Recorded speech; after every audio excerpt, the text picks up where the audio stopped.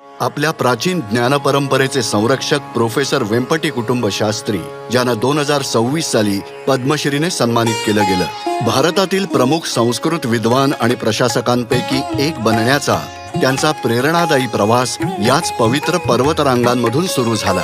या प्रवासाची सुरुवात तेव्हा झाली जेव्हा वयाच्या अवघ्या 10व्या वर्षी त्यांनी प्रतिष्ठित तिरुमला तिरुपती देवस्थानम वेद पाठशाळेत वेदांचा अभ्यास सुरू केला.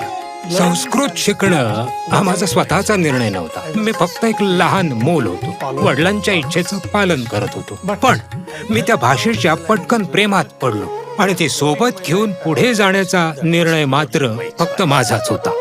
त्यांचा जन्म 1950 मध्ये गुडलावेल्लरू येथे 10 जणांच्या कुटुंबात झाला, जिथे पैसा कदाचित कमी असेल पण संस्कारांची कमतरता नव्हती. माझी आई नेहमी भक्तिगीत आणि धार्मिक गाणी म्हणायची, अगदी घरकाम करताना सुद्धा. आणि आम्ही आमच्या परंपरा पाळाव्यात याची माझे वडील विशेष काळजी घ्यायचे.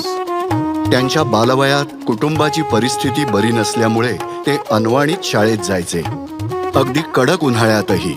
परंतु कोणतीही अडचण त्यांच्या शिक्षणात बाधा आणू शकली नाही.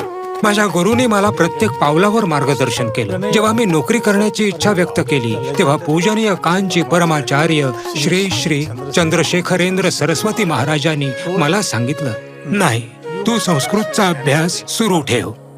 PhD पूर्ण केल्यानंतर त्यांनी शिक्षक म्हणून सुरुवात केली, पण प्रशासक म्हणून त्यांचा सर्वात अधिक प्रभाव दिसला.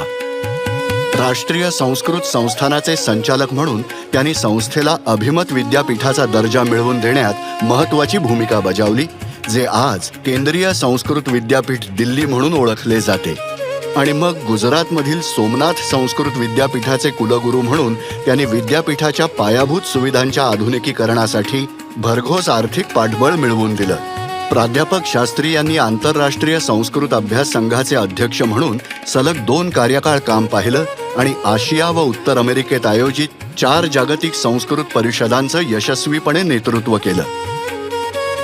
संस्कृतला अधिक सुलभ आणि लोकप्रिय बनवण्यासाठी त्यांनी केलेल्या अथक प्रयत्नांमुळे नव्या पिढ्या या प्राचीन भाषेवर प्रेम करू लागल्या आहेत. वयाच्या 75व्या वर्षीही त्यांची ऊर्जा आणि समर्पण जराही कमी झालेलं नाही. सध्या ते श्री चंद्रशेखरेंद्र सरस्वती विश्वविद्यालयाचे कुलपती म्हणून कार्यरत आहेत. फक्त नोकरी मिळवण्यासाठी अभ्यास करू नका.